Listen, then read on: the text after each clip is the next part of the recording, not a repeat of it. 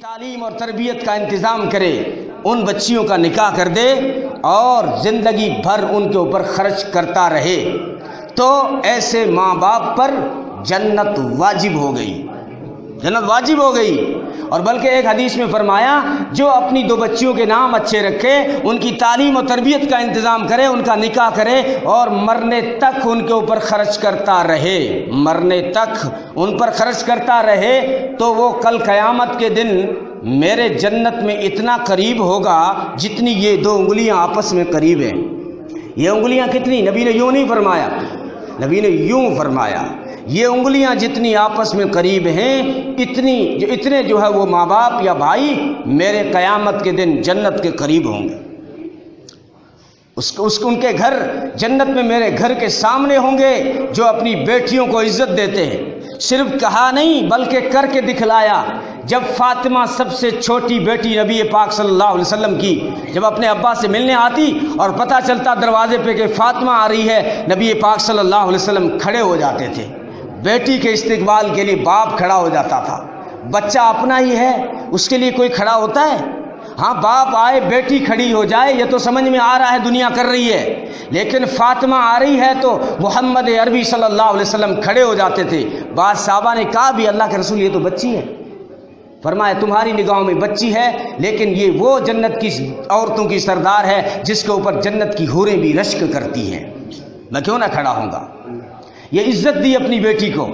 اور فرمایا جب عورت جب بیٹی ہوتی ہے اس کے سر پہ شفقت کی چادر ہوتی ہے، جب وہ عورت بہن بن جاتی ہے تو اس کے اوپر جو ہے عفت کی چادر ہوتی ہے، جب وہ عورت بیوی بن جاتی ہے تو اس کے جذبات میں اور اس کے سر پہ وفا کی چادر ہوتی ہے۔ عورت جب ماں بن جاتی ہے تو جنت ماں کی قدم کے نیچے آ جاتی ہے۔ یہ مقام عورت کو صرف اسلام نے دیا ہے اور کسی نے نہیں دیا۔ یہ بکواس کرنے والے، یہ اخباروں میں لکھنے والے، یہ ٹی وی میں پروگرام میں بتانے والے کہ جو ہے عورت کے اوپر اسلام نے بہت ظلم کر دیا، اس کو جو ہے گھر میں بند کر کے رکھ دیا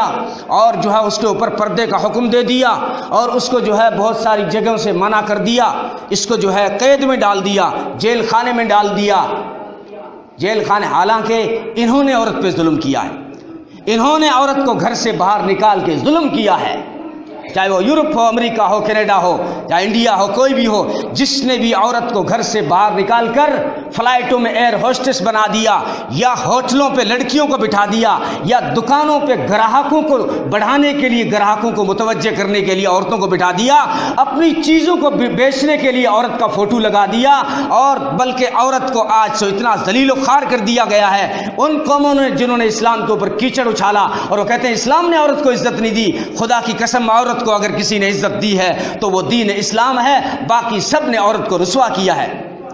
کیا اگر عورت اپنے گھر میں اپنے بچوں کے لیے روٹی بنائے تو ظلم ہو گیا؟ یہ عیسائی کہتے ہیں یا اخبار لکھنے والے کہتے ہیں کہ یہ اس کو کچن میں بند کر دیا اسلام نے۔ وہی